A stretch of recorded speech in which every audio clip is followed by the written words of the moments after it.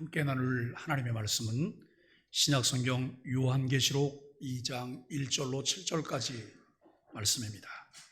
말씀을 읽을 때 6절과 7절 말씀은 함께 합독하겠습니다. 에베소 교회 사자에게 편지하라.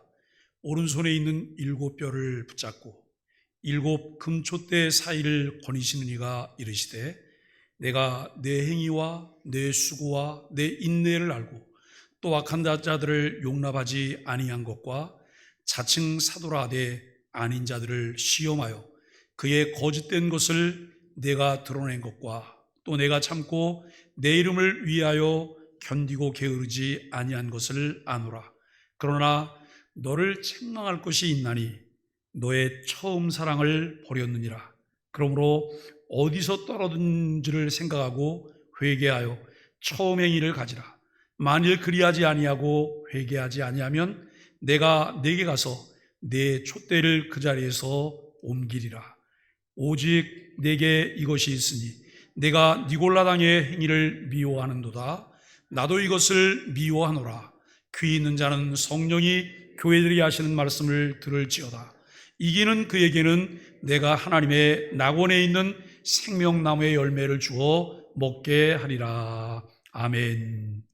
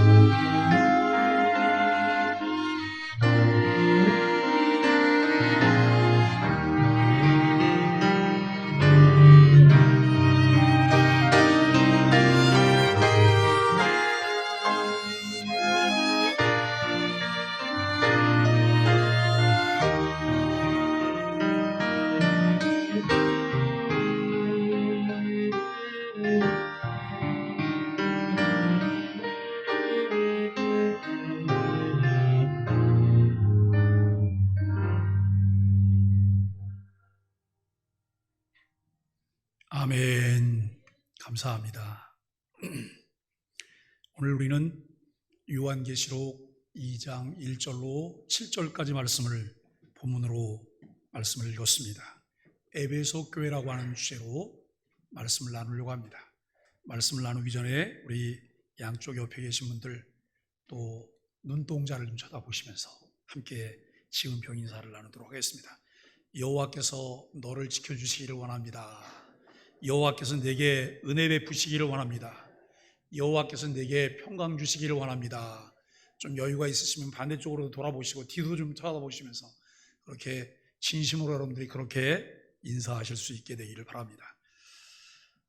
야고보서를 지난주까지 우리가 마치고 오늘부터 약 7회에 걸쳐서 요한계시록에 기록된 7개 교회를 살펴보면서 은혜를 나누려고 합니다.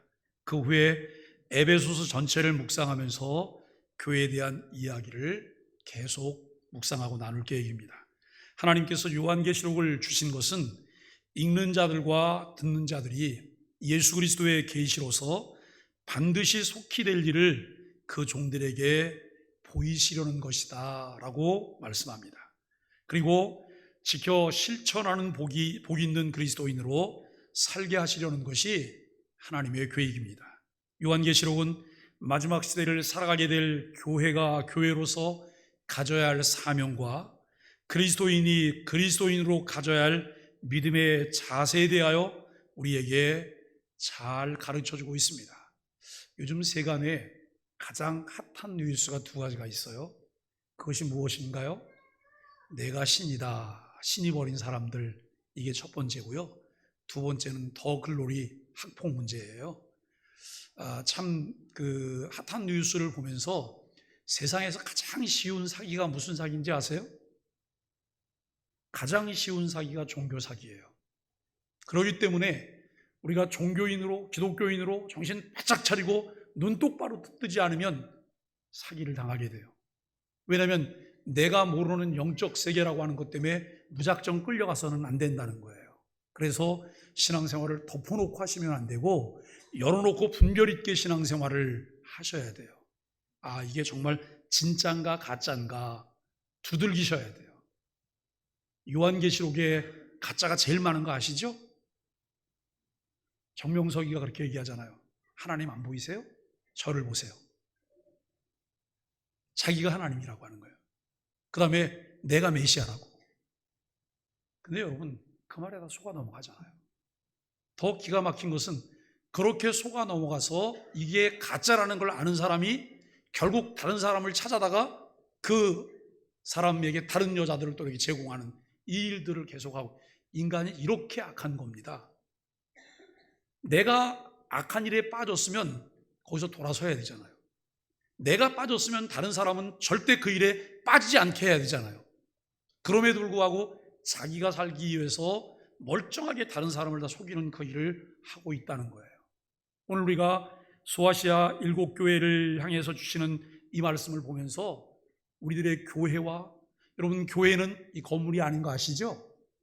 교회는 무엇일까요? 교회는 사람이에요. 예수 그리스도를 주로 믿고 고백하는 사람들의 모임을 교회라고 말하는 거예요. 그렇다면 오늘 우리들에게 내게 주시는 말씀이 무엇일까를 함께 나눌 수 있게 되기를 바랍니다.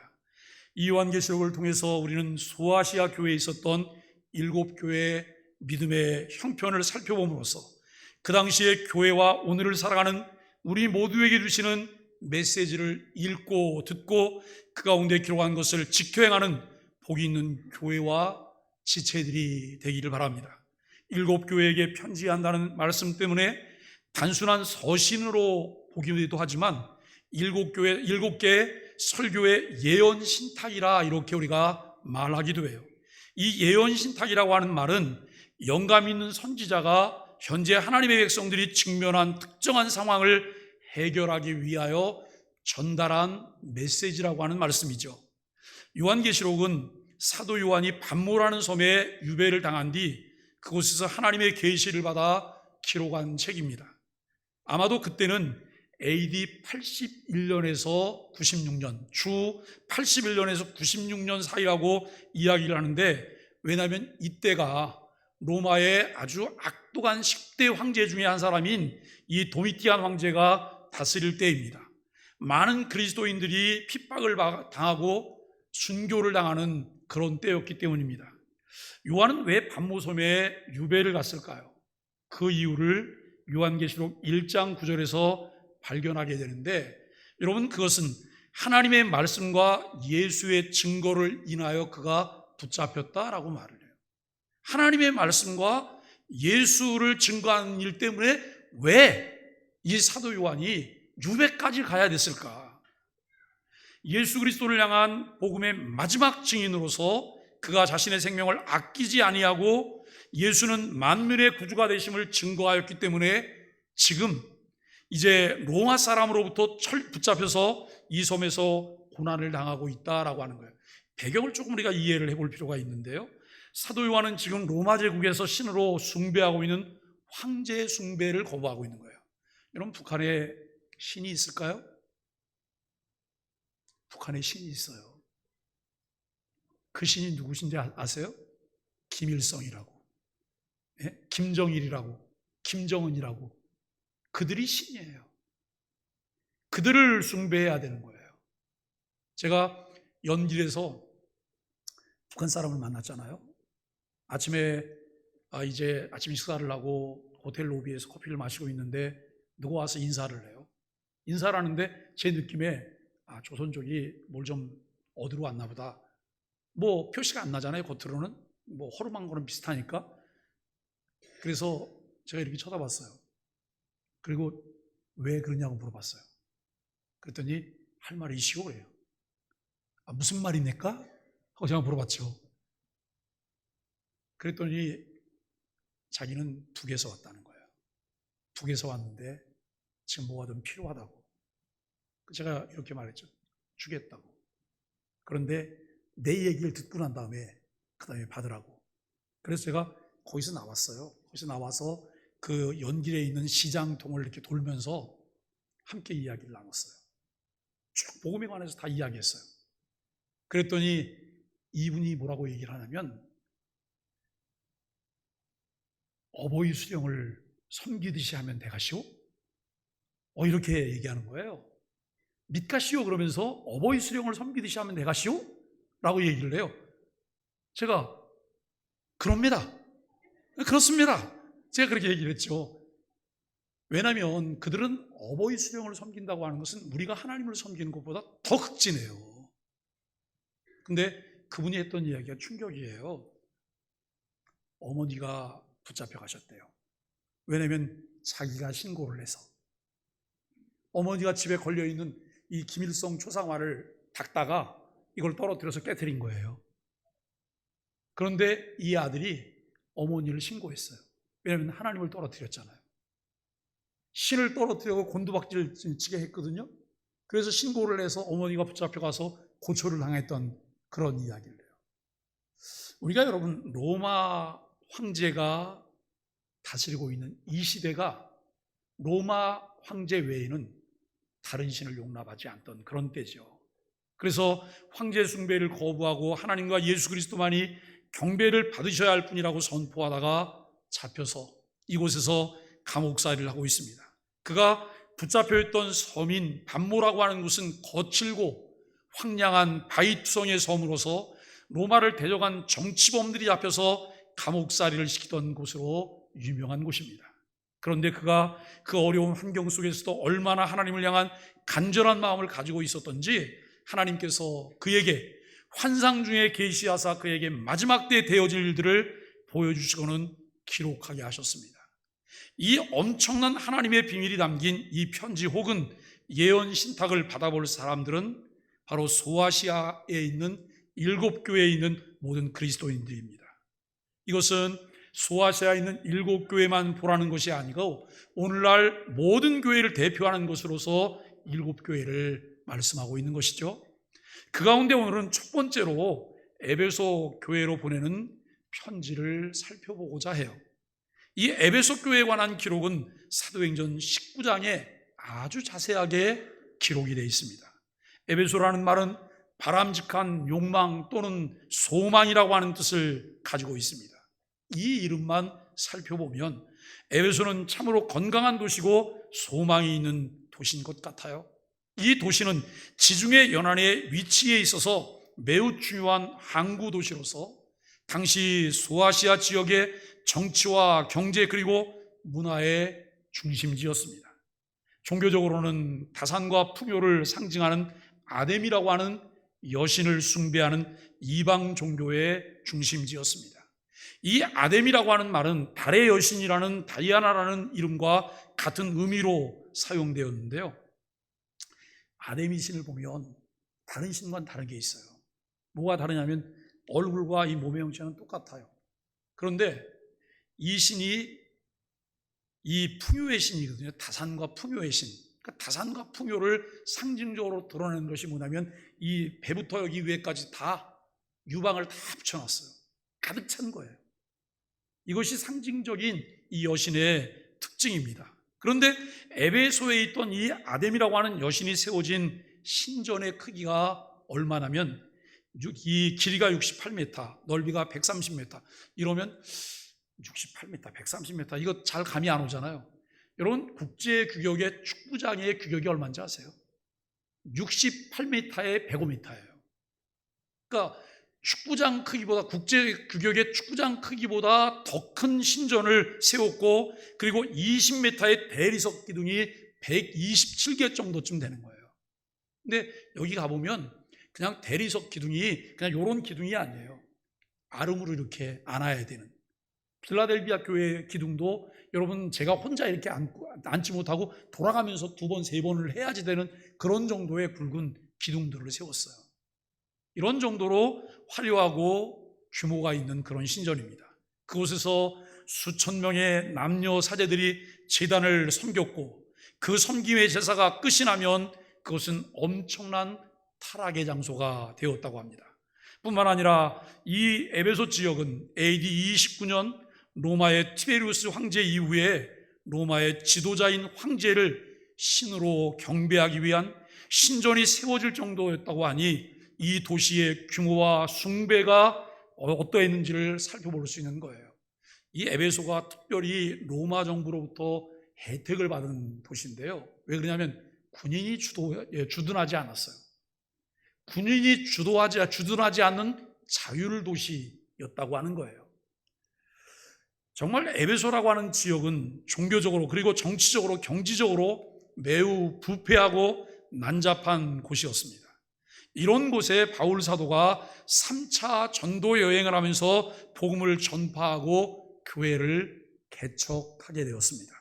사도행전 18장 이후에 보면 이 바울 사도가 아굴라와 브리스길라 부부와 함께 복음 전파하였고 교회를 세웠고 또 그 말씀을 가르치기 위해 두란노 서원이라고 하는 곳에서 많은 사람들에게 하나님 말씀을 가르친 것으로도 유명한 곳이죠. 이 교회에서 사도 바울은 무려 3년에 가까운 세월 동안 열정을 가지고 선교의 온 정성을 기울였어요. 하나님의 말씀을 가르치는 것에 최선을 다했어요.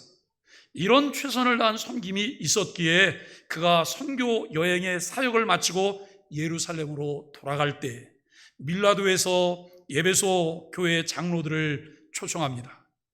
교회를 잘 지켜달라고 당부하고 떠나면서 서로 목을 껴안고 울면서 헤어질 정도로 귀한 사귐이 있었던 교회로 유명한 곳이 에베소 교회예요. 여러분 안디옥 교회는요 바나바와 바울이 1년을 가르치고 그리스도인이라는 말을 들었어요. 이 에베소 교회는 3년을 가르치고 그들과 격이 없는 교제를 나눌 수 있는 관계가 만들어졌다라고 하는 것을 우리는 알게 돼요. 바울을 대신하여 디모데가 에베소 교회 처음 감독으로 사역을 감당했고 그 다음은 사도 요한이 반모섬에서 풀려나와서 이 지역을 중심으로 복음을 전파하며 사역을 감당했던 거예요. 그러니까 여러분 에베소 교회 설립자가 누구예요? 바울 사도예요. 1대 목회자가 바울 사도, 2대 목회자가 디모데, 3대 목회자가 누구예요? 요한이에요. 와 정말 내노라 할 만한 분들이 다 있는 것 아니겠어요? 우리가 여러분 예수님의 12 제자 중에 마지막까지 살아있던 사람이 요한이에요. 사랑의 사도라고 말해요. 그가 3대 목회자예요. 그리고 예수님의 직접 이 12제자는 아니었지만 사도 중에 한 명이었던 여러분 바울이 그 교회 개척 설립자예요. 그리고 평신도로서 지도자가 된 대표적인 인물이 디모데예요. 그가 2대 목회자예요. 그리고 그 교회에서 함께 협력하는 사람이 누구냐면 브리스길라와 아굴라, 그리고 성경에 능통했던 아볼로, 이런 정도의 사람이라고 하면 이 교회가 어떤 교회일까라고 하는 것을 알게 돼요. 에베소 교회는 초대 기독교 역사에 있어서 안디옥 교회와 함께 예루살렘 교회로 더불어 매우 중요한 역할을 감당한 교회였어요. 지역적으로는 매우 중요한 곳에 위치해 있었기 때문에 많은 봉사자들로 교회 역사에 큰 이익을 끼친 곳으로 유명합니다. 그런데 오늘 사도 요한이 pat모섬에서 성령의 감동이 되어 하나님의 음성을 듣게 되죠. 환상 중에 보는 이 일들을 기록하여 에베소 교회를 비롯하여 소아시아 지역에 있는 7교회 보내라고 하는 말씀을 듣고 그가 기록하여 보낸 주님의 말씀이 이 요한계시록의 말씀이에요.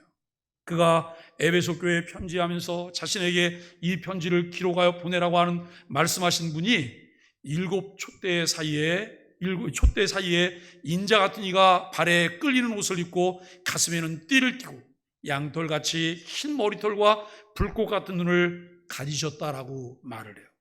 그 음성은 맑은 물소리와 같고 그 입에서는 자운 날선 검이 나오고 그 얼굴은 해가 힘있게 비치는 것 같은 위엄을 가지신 분이라고 성경은 말씀하고 있습니다.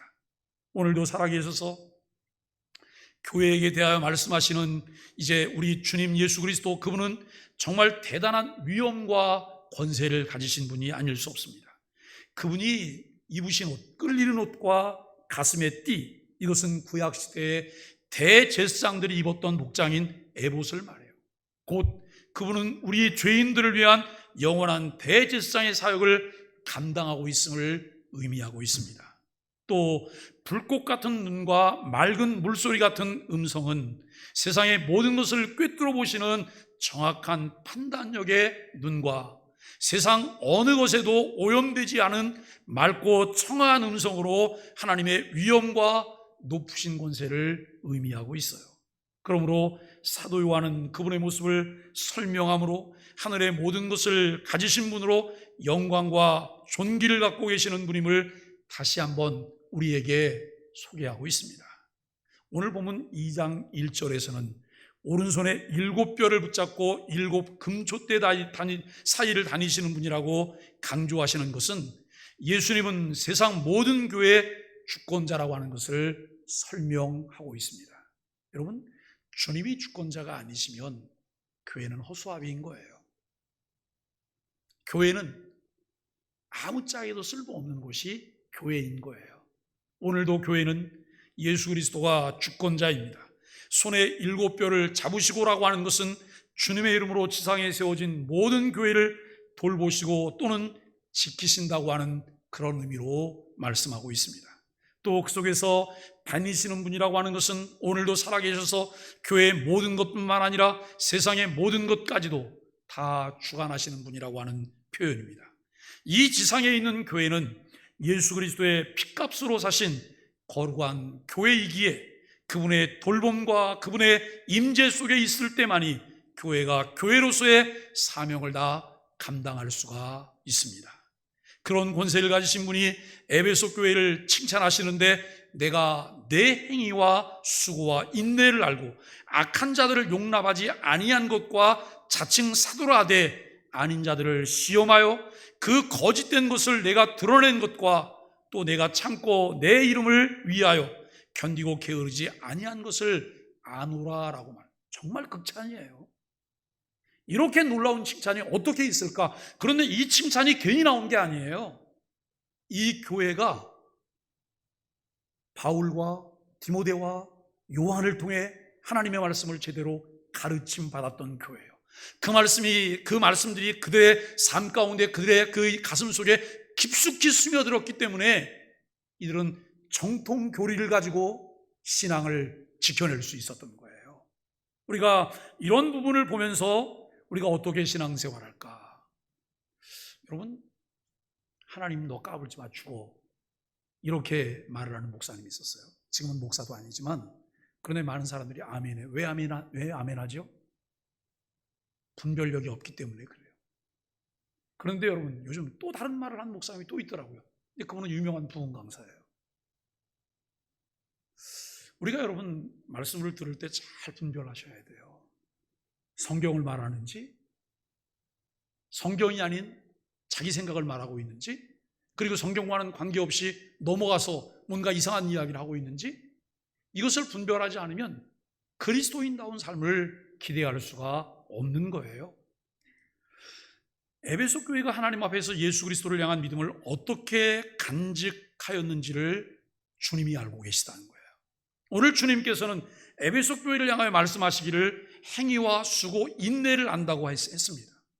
여기 행위라고 하는 것은 하나님 앞에서 믿음을 가진 자로서 어떻게 살아왔는지 그 행동을 의미하고 있습니다. 수고라고 하는 것은 우상 숭배가 있는 어려움 속에서 단순히 믿음을 지키기 위해서 노력하는 정도가 아니라 목숨을 걸고 최선을 다해 전력 투구하는 성실함을 가르치고 있어요. 또 인내라고 하는 말은 믿음의 삶을 살아가기에 어렵고 불리한 환경 여건이지만 수동적인 상태의 대처가 아님을 우리에게 말해요. 끝내 그 어려운 환경을 변화시키기 위해서 참고 기다리는 믿음의 인내를 말하고 있어요. 이것은 당시 에베소 지역에서 성도들이 온전한 믿음을 가지기 위해서 노력하는 것이 얼마나 어렵고 힘이 들었는지 우리는 알게 된다라고 하는 것이죠. 또 주님께서는 그들을 칭찬하시기를 악한 자들을 용납지 아니한 것과 거짓 선지자들을 시험하여 그들이 참된 하나님의 사람이 아님을 드러냈다라고 하는 거예요. 진짜인지 가짜인지 구분이 가능했다는 거예요. 거짓의 이들이 미혹되지 않았다라고 하는 것을 말해요. 이것은 교회가 거짓 선지자들로 인하여 혼란해질 수 있는 그 어려움 속에서도 그들은 교회의 순수성을 지켜가기 위해서 복음을 분별하는 지혜가 있었고 담대함이 있었습니다. 더 중요한 것은 그들이 주님의 이름을 위하여 게으르지 아니하였다고 하는 것을 안다라고 말씀하고 있습니다. 믿음의 열정을 가지고 최선을 다해서 황제 숭배와 아데미 여신을 숭배하도록 요구하는 악한 무리들의 강한 도전과 세상의 모든 악한 유혹을 이겨내기 위해서 모든 수고를 아끼지 않았습니다. 오늘 주님께서는 에베소 교회의 열심을 알고 계십니다.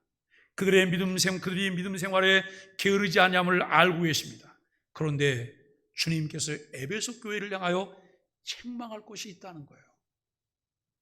이렇게 정통신앙을 가지고 정말 잘 신앙을 지켜내고 있는 이들을 향하여 주님께서 책망할 것이 있다고 말씀하세요. 4절 말씀에 기록된 것처럼 내가 첫사랑을 버렸다라고 말씀하십니다. 에베소 교회는 바울을 비롯한 좋은 지도자들 통해 바른 정통신앙을 배웠고 악한 것을 전하는 거짓을 분별해내는 분별력으로 열심히 주님을 섬겼습니다. 그런데 버렸습니다. 여러분, 잃어버린 것과 버린 것의 차이를 아십니까? 그냥 잃어버린 것이 아니고 버렸습니다. 아무리 귀한 것을 가지고 있다고 하더라도 사랑이 없다면 아무것도 아닙니다. 좋은 지도자들을 통해 아름다운 신앙을 배웠고 그와 같은 좋은 전통의 틀이 있었지만 그 일의 가장 중요한 본질인 사랑을 버렸습니다. 이것이 정말 마음 아픈 책망입니다. 여러분, 예배당에 오시기 전에 예배를 드리기 위해서 어떤 준비를 하세요? 예배를 드리기 위해서 내 마음밭이 정말 하나님 앞에 감사하며 예배할 수 있는 마음 준비하시죠? 그리고 또 하나 우리가 정말 중요한 것은 뭐냐면 예배에 집중하기 위해서 피곤함도 전날 다 정리를 하시는 거예요. 그러니까 토요일 날은 일찍 주무셔야 되는 거예요. 그렇죠? 일찍 주무시고 충분히 수면을 취하고 주일날 나오셔야 돼요. 그래야지 우리가 정말 맨정신에, 비몽사몽이 아니고 맨정신에 하나님 말씀을 잘 들으실 수가 있어요. 그렇지 않으면 비몽사몽간에 듣다가 잠꼬대를 할지도 모르고 어쩌면 유두고처럼 넘어지는 그런 일이 벌어질 수도 있어요. 요즘이야 의자가 기회 있으니까. 근데 여러분 의자에서 넘어지더라고요. 그렇게 되시는데 그러고 나서는 이분이 어떻게 하시는지 아세요? 그리고 또 몸을 또 이렇게 흔들어 봐요. 왜냐하면 나 안 좋은 거라 이거예요. 우리가 예배를 잘 드리기 위해서 뭘 준비를 해야 될까 곰곰이 생각하시고 그렇게 좀 하시면 좋겠습니다. 여기 여러분 정말 가슴 아픈 책망이잖아요. 정신이 번쩍 들 만한 책망이에요. 뼛속까지 파고드는 책망이 아닐 수 없어요. 에베소 교회 교인들은 예배에 불참하는 교인들이 아니었습니다. 주님을 위한 행위와 수고와 인내가 생활화되어 있는 교인이었습니다. 악한 자들을 용납하지 않은 이 선한 양심도 그들에게 있었고 거짓 사도를 분별하는 안목도 있어요. 주님의 이름을 위하여 견디고 게으르지 않았어요. 요즘 대부분 교회에서 열심히 있다고 하는 교우들보다 더 나은 모습으로 신앙생활을 하는 사람이었습니다. 요즘 말로 바꾸면 새벽 기도를 비롯한 각종 교회 모임에 안 빠지고 교회 봉사도 열심히 할 뿐만 아니라 헌금도 제대로 하고 전도도 열심히 하고 성경을 읽는데 처음 사랑을 버렸다는 거예요. 그게 어떻게 가능할까요? 어떻게 여러분 그게 매치가 돼요? 어떻게 이게 가능할까? 어쩌다 잃어버린 것이 아니고 버렸다는 거예요. 의도적으로 버린 거예요. 오늘 본문에서 예수님은 불꽃 같은 눈을 가지셨다고 했는데 이 모든 것을 다 보셨다는 말씀이에요. 그렇습니다. 예수님 앞에서는 숨길 수 있는 것이 아무것도 없습니다. 예수님은 우리의 행위만 아실까요? 아니에요. 그 행위의 동기까지도 다 아세요. 사람들 눈에는 어떤 일을 했는지 안 했는지만 보이지요. 그런데 주님은 왜 안 했는지 왜 했는지도 다 보고 계세요. 에베소 교회의 교우들은 적어도 겉으로는 나무랄 데 없는 교인이었어요. 그들의 신앙 행위는 완벽해 보였어요. 그런데 타성에 젖어 있습니다. 형식은 있었는데 그 안에 내용이 없었습니다. 어쩌다 보니 그렇게 된 것이 아니라는 거예요. 어떤 물건을 잃어버리는 것은 자기 의사와 관계없이 내가 여러분 흘릴 수 있어요. 그러나 잃어버린 것이 아니라 버렸다는 것은 자신의 의사가 개입된 의도적인 것이라는 것이죠. 감동이 없습니다. 감격과 감사가 없습니다. 주님께서 에베소 교회를 향하여 어디서부터 무엇이 잘못되었는지 처음부터 확인해 보라고 하는 것이 주님의 처방이에요. 그러므로 어디서 떨어졌는지를 생각하라. 그리고 회개하여 처음 행위를 가지라. 만일 그리하지 아니하고 회개하지 아니하면 내가 네게 가서 내 촛대를 그 자리에서 옮기리라라고 말씀하세요. 에베소 교회는 처음 행위, 즉 처음 사랑이 있는 행위를 회복하는 것이 과제였습니다. 에베소 교회는 분명히 신앙적으로 보이는 행위들이 있었습니다. 하지만 처음 사랑이 빠진 행위는 주님 앞에서는 아무 의미가 없습니다. 에베소 교인들이 어떻게 타성에 젖었는지는 모릅니다만 짐작은 할 수가 있습니다. 에베소 교회가 시작할 때 마술하던 사람들이 책을 불태운 것이 은 5만이나 되었어요. 바울이 에베소라는 지역에 3차 전도여행 중에 들어갔어요. 복음을 전했어요. 그랬더니 마술하는 사람들이 굉장히 많았어요. 점쟁이들이 많았던 거예요. 그런데 그들이 예수 믿게 되고 복음을 듣고 자기들의 과거를 청산하기 위해서 그 책을 태운 것이 은 5만이라는 거예요. 여러분, 그때 그들의 마음이 어떤 마음이었을까요? 바울은 두라노 서원에서 2년 동안 매일 5시간씩 성경을 강론했어요. 바울도 대단하지만 배우는 사람들도 대단해요. 여러분, 제가 지난주에 설교를 조금 일찍 끝냈잖아요. 46분에 설교가 끝났는데 오늘 49분이에요. 지난주보다는 원고가 좀 짧은데 오늘 제가 다른 이야기를 조금 더 넣었기 때문에 좀 더 길어지고 있어요. 그런데 보통 30분, 35분, 길어지면 40분 안 되는 25분에서 그 사이에 설교를 하게 됩니다만 사람들은 조금 35분이 지나가잖아요. 그러면 신호를 보내요. 끝내주세요. 끝내주세요. 근데 여러분 5시간 동안 강론했다는 거예요. 5시간 동안. 이 5시간 동안 강론하는데 그 강론에 깊이 빠져 들어갈 수 있었던 사람들은 어떤 사람일까요? 그 말씀이 필요한 사람들이에요. 이 안에 이 꽃 밑에 보면 숲 안에 뭐가 있어요? 네? 이거 꽃 꽂는 거 있잖아요. 오아시스. 오아시스는 물을 갖다 부으면 붓는 대로 다 흡수해요. 우리의 마음이 진리를 흡수하려고 하는 간절함이 있을 때 말씀을 들을 수가 있어요. 그런데 간절한 마음이 없으면 말씀은 튕겨져 나가요. 거부하게 되는 거예요. 안 들려요. 불편해요. 지루하죠. 이렇게 여러분 5시간씩 2년 넘게 성경을 강론하면서 말씀을 가르쳤어요. 그들이 어떤 마음으로 말씀을 받았을까요? 그런데 그랬던 것이 옛날 얘기가 되고 만 거예요. 한때 나도 그런 시절이 있었다고. 왕년에는 그래요. 왕년에는 정통신앙에서 가장 중요한 처음 사랑, 처음 행위의 순수함을 버렸습니다. 자신들과 다른 사람들에 대해서 냉소적이고 정지하는 마음이 굳어져서 쓴뿌리가 생기고 사랑을 버리게 되었습니다. 자신을 지키기 위해, 자기 자존심을 지키기 위해 결국 여러분 그들이 본질을 버렸다는 거예요. 에베소 교회 교인들은 그것을 어쩔 수 없는 일로 여길지라도 주님은 그렇게 여기지 않았어요. 주께서 내가 내게 가서 내 촛대를 그 자리에서 옮기리라고 하실 만큼 심각하게 주님이 말씀하십니다. 에베소 교회의 문을 닫아버리겠다는 거예요. 여기서 한 가지 우리가 알아야 될 사실이 있습니다. 하나님과 우리 사이를 끊을 수 있는 것이 있을까요? 성경은 이렇게 말하거든요. 로마서 8장 38절과 39절에 보니까 내가 확신하노니 사망이나 생명이나 천사들이나 권세자들이나 현재일이나 장래일이나 능력이나 높음이나 깊음이나 다른 어떤 피조물이라도 우리를 우리 주 그리스도 예수 안에 있는 하나님의 사랑에서 끊을 수 없으리라 라고 말씀해요. 이 말씀 다 알고 계시죠? 이 말씀을 볼 때마다 아멘이잖아요. 그죠? 하나님과 나를 누가 끊어낼 수 있어? 아무도 끊을 수가 없어.